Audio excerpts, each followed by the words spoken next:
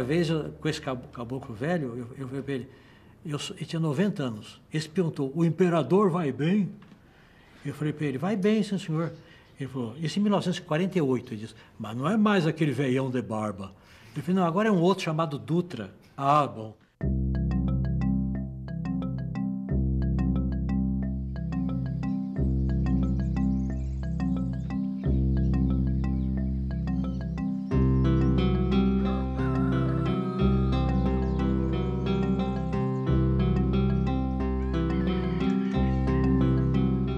O caipira é um dos tipos do homem rural brasileiro.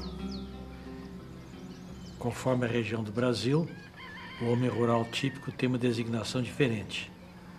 Há tendência para chamar qualquer pessoa de cultura rústica, qualquer pessoa do interior, de caipira, mas aí já num sentido meio pejorativo e meio jocoso, dizer que a pessoa não tem hábitos civilizados. Não é nesse sentido que se deve usar num contexto como o nosso.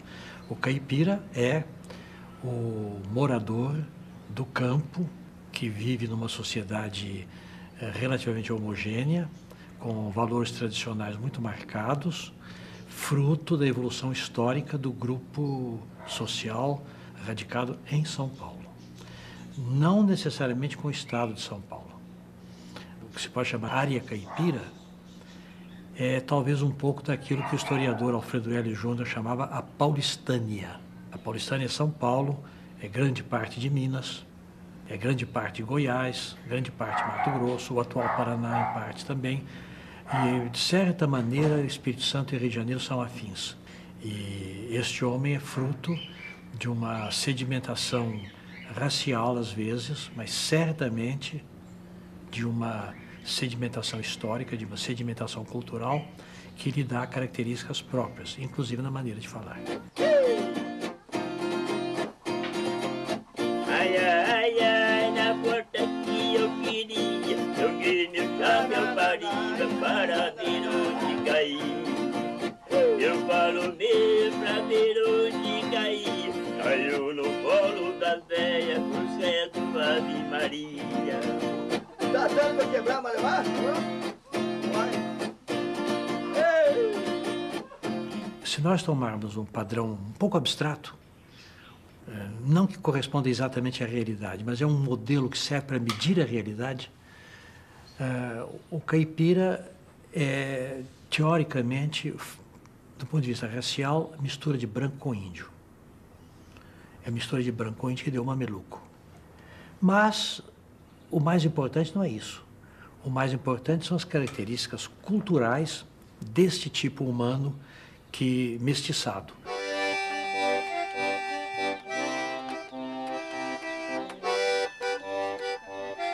Esse tipo, culturalmente, é um tipo caracterizado por um traço muito interessante, que é a fusão da cultura portuguesa com as culturas indígenas locais. O caipira é muito mais português do que se pensa. Houve um tempo, talvez por nativismo brasileiro, que tendia-se a acentuar muito as componentes indígenas por exemplo, o famoso R retroflexo, que é típico da área caipira. É o é arto, não é? Armoço. Esse R retroflexo sempre se achou que era influência do índio, porque o índio tem esse R. O índio não fala L, mas acontece que isso se fala em muitas regiões do Minho, em Portugal. Então é muito difícil discriminar o que é português e o que é indígena. Eu dei o exemplo da língua, podia dar o exemplo dos costumes. Por exemplo, o jogo do pau, o jogo do cajado, que é um jogo português típico, a luta cada um com o seu cajado na mão, bastão. E isso na cultura caipira era fundamental. É uma coisa puramente portuguesa. E parecia um pouco com o uso do tacape e dos bastões de combate dos indígenas. Então é muito difícil, às vezes, dizer o que vem do português e o que vem do indígena. E é provável que sobrenadaram na cultura caipira os elementos que eram dos dois lados, porque assim a coisa se fundiu. Sabe-se que em São Paulo falava-se não português correntemente, falava-se língua geral, quer dizer, o tupi-guarani adaptado pelos jesuítas, né? Se não fosse a pressão do governo português, nós hoje seríamos bilíngues, poderíamos estar fazendo essa entrevista em tupi-guarani. Agora, essa cultura, para poder manter as suas características tradicionais, foi preciso a ocorrência de uma série de condições.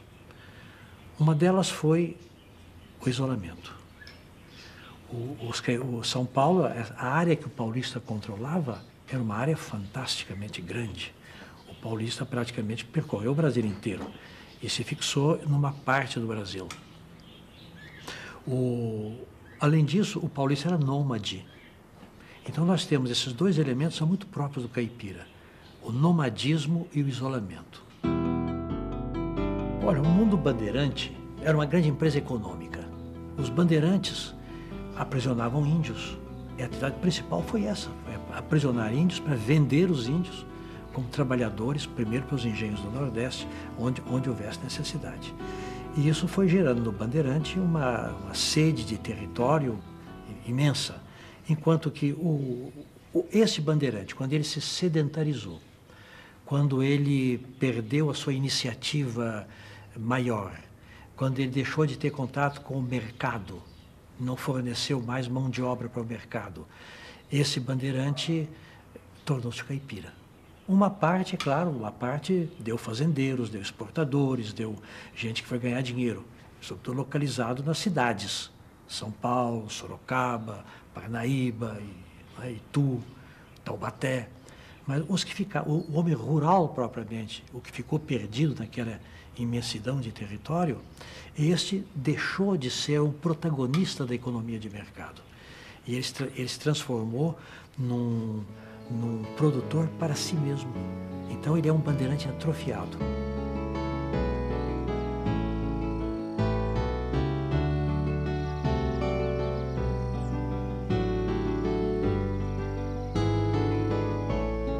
Agora, como tudo tem que ser dito com um grão de sal, ele se sedentarizou em parte, porque ele diz que ele é muito móvel. E ele se separou da economia do mercado também em termos, porque leva o franguinho dele, leva os ovos, leva a gabiroba, leva o jatubá para vender nas feiras das vilas, frequentemente. Há coisas comoventes, às vezes, para mostrar como eles estão fora da economia monetária. Ali por 1948, mais ou menos, portanto, há 50 anos atrás, um caipira velho, que já tinha cerca de 90 anos de idade, e que morava na região que eu estudei, que é a região de Bofete, que é perto de Botucatu, às vezes eles vinham vender frango e ovo em Campinas. Você imaginou o que é isso? Quer dizer, pode-se imaginar o que é isso? Sair de perto de Botucatu a pé e vir até Campinas, dizer que era muito bom porque ganhava-se um dinheirinho. Quanto é que se ganhar mais ou menos? 3 a 4 mil reais, 3 a 4 cruzeiros, reais.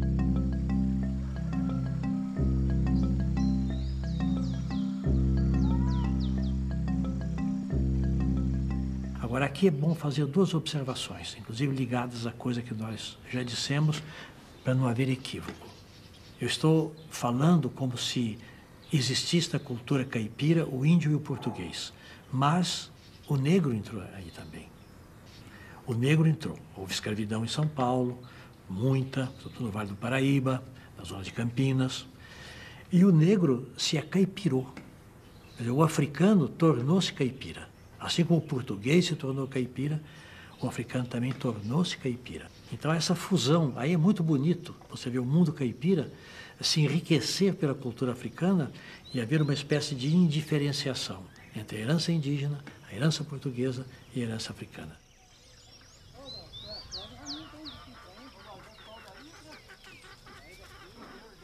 Você imagine aqueles territórios imensos que havia antigamente cobertos de floresta. O caipira chegava, botava fogo, queimava a mata, fazia a roça, fazia o rancho. Ali, passavam alguns anos, ele pegava os badulaques dele, ia para adiante, fazia a mesma coisa 4 ou 5 léguas adiante. É uma cultura extremamente móvel, que provoca, do ponto de vista ecológico, uma destruição ambiental fantástica, sobretudo por meio da fogueira feita para a fertilização da terra e para a destruição da floresta, para o preparo dos campos de plantio. E uma população móvel dessa maneira, e pouco numerosa, porque o Brasil era povoado muito escassamente, né, gera um tipo de assentamento no solo muito disperso. Eu procurei estudar o caipira, eu creio que eu a minha conclusão, que depois foi aceita por muitos estudiosos, é que a unidade básica da cultura caipira não é nem a vila, nem a casa, nem a família, é o bairro. O bairro é aquela porção de território povoada de maneira muito espalhada, em que as pessoas não têm contato imediato, mas na qual todos se sentem como pertencendo a uma mesma comunidade. A pessoa pode passar 6, 7 meses sem ver o seu vizinho, mas na hora de fazer uma festa de São João, ele faz com um certo número de vizinhos. O caipira, isolado dos centros urbanos, sem nenhum contato, ele periodicamente se encontra em função das necessidades comunitárias do bairro. Por exemplo, fazer uma casa, ele não pode fazer sozinho, então ele faz um mutirão. Quem ele chama para o mutirão? Aqueles que pertencem ao mesmo bairro. Ele tem que fazer um roçado. Ele sozinho, ele, o filho dele, não conseguem fazer o roçado. Quem ele chama? Os membros do bairro. O cururu é uma dessas atividades tipicamente caipiras que preservam a coesão do grupo.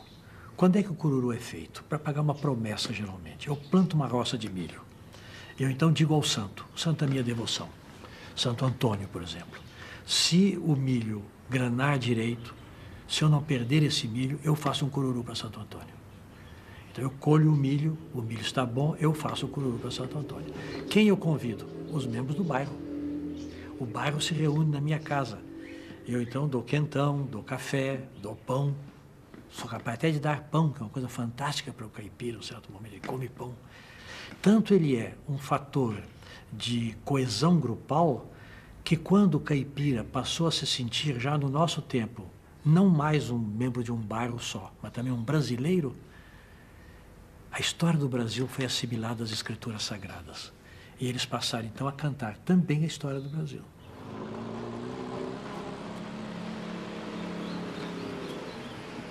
O lazer fazia parte da cultura caipira, daí a fama injusta do caipira ser vagabundo. É um homem que tinha muito lazer. Tendo lazer, ele podia pescar e podia caçar. Não porque era para se divertir, aquilo era a dieta dele. Eu comi tatu, comi coati, compreende, caçado pelas pessoas do bairro que eu estava e que iam me oferecer tatu, coati, compreende? Eles não comiam macaco, porque diziam que macaco parece demais com gente. Agora, os outros bichos, até cobra chegavam a comer. Quer dizer, aí é uma dieta que se aproxima da dieta do índio, da dieta do primitivo. Do momento em que ele fica mais subordinado ao mercado, que ele tem que comprar bens de consumo para os quais ele não tem dinheiro, que a mulher dele quer uma bacia de lata, que ele quer despertador, compreende? Que a filha quer um relógio. Aí o tempo dele acaba e a margem de lazer acaba. Ele não pode mais caçar, aí não tem mais carne. Então, a dieta caipira antiga era uma dieta relativamente equilibrada, por causa do isolamento e dessa cultura isolada, ele construiu ali dentro uma cultura de subsistência, caça e pesca que lhe permitiam viver. Do momento em que sua margem de lazer diminuiu, a dieta também empobreceu bastante. O caipira é, antes de mais nada, um homem livre. Ele é um descendente do índio, ele é um descendente do bandeirante, ele é um homem livre. Compreende? E o trabalho regular no Brasil era uma barbaridade, porque é um trabalho escravo, com chibata. O homem livre não gosta disso. Quer dizer, o escravo não tinha outra alternativa, não que ele fosse menos altivo ou menos digno do caipira, mas ele era trazido como um animal. Ele era comprado, ele era tirado da terra dele. Ele não tinha outra alternativa, ele tinha que trabalhar ali onde ele estava. Agora, o caipira tinha o sertão na frente dele. Ele podia fugir, ele podia escapar, ele podia se recusar, e ele era livre, ele não é escravo. Ele dizia, eu prefiro comer uma espiga de milho e 2 abobrinhas do que trabalhar de sol a sol. Quando o caipira vem para a cidade, vem para São Paulo. São Paulo hoje é um destruidor de caipiras. São Paulo é uma cidade sob esse aspecto monstruosa, é uma destruidora de culturas, não é? Então ele vem para São Paulo, aqui ele vai se marginalizar, ele vai ser servente pedreiro, entende? Ele vai trabalhar na construção civil, ele vai ser porteiro, ele vai ser soldado e vai morar na periferia. Quer dizer, as pessoas da região que eu estudei me dizem que hoje já não existe mais nada do que eu vi. Eu, então, sou levado a crer que a cultura caipira que eu conheci é uma cultura extinta. Agora, as sobrevivências dela estão aí. Sempre houve uma relação muito grande entre a cultura caipira e a cultura urbana. O caipira é um brasileiro que mora no mesmo país que nós, que saía do sítio dele e vinha vender ovo em Campinas. Quando ele vinha vender ovo em Campinas, ele via bonde puxado a burro, não é? No começo é que ele podia ver até automóvel, se já houvesse, ele ouvia falar em luz elétrica, luz de gás. Portanto, não existe separação drástica entre a cultura urbana e a cultura rústica, entre o mundo do homem da cidade e o mundo caipira. Há uma continuidade, um contínuo. Você tem extremos, você tem, por exemplo, as classes dominantes de São Paulo vivendo com muito requinte, segundo um padrão totalmente europeu, com mais alta sofisticação técnica, isso é um extremo. No outro extremo, você tem o caipira que ainda usa, e que eu ainda vi usar lenço na cabeça, não chapéu, lenço na cabeça, andar descalço e dormir no chão. São dois extremos. No meio tem uma vasta gama. O homem da cidade meio acaipirado, o caipira meio urbanizado, aí a gama é infinita. Eu me lembro de um grande cantador de cururu chamado Sebastião Roque, que é de Pereiras. Pereiras, acho que é de Conchas. O Sebastião Roque estava trovando a Bíblia e contando como é que a Virgem Maria casou. Então o pai dela chega e diz: ó, Maria, você já está ficando mocinha, está no tempo de casar, constituir sua família, né? Mas Maria era muito pura, ela já sentia uma vocação qualquer. Então ela não queria se conservar pura para, certo, antevendo o Espírito Santo.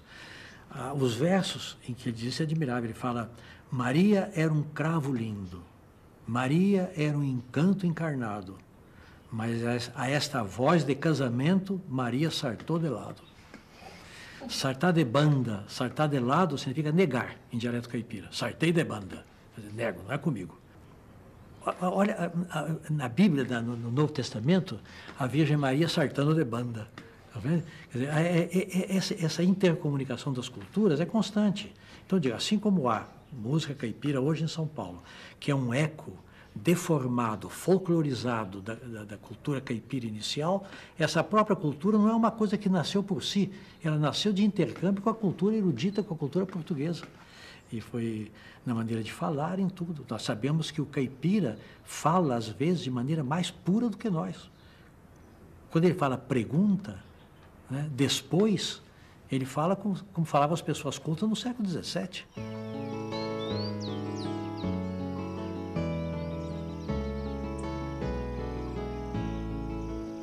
Essas coisas todas que eu falei sobre o caipira, provavelmente, quando eu me lembrar, eu vou pensar sobre tudo o que eu não falei, e que talvez fossem coisas até mais importantes. Mas não se pode falar tudo de uma vez só. Eu queria fazer uma observação final. Eu estudei a cultura caipira durante muitos anos, mas queria observar o seguinte: essa é a cultura dentro da qual eu fui criado. E de modo que, ao falar da cultura caipira, eu sou uma pessoa civilizada, de cidade, mas eu estou também dentro de valores que foram os valores do mundo no qual eu me formei. De modo que eu queria deixar essa ressalva final. Eu não falo do mundo caipira apenas como um estudioso. Eu falo do mundo caipira como um participante. Esse Samuel me disse assim, eu falei: eu sou mineiro, Samuel. Ah, diz ele, não maliciei. Mas mineiro é a mesma coisa que nós. Uma vez eu vim a Inhambi, o mineiro levar uma facada, o sangue que saiu da barriga dele igualzinho ao nosso. Então nós podemos estar tranquilos no meio dessa paulistada toda aqui.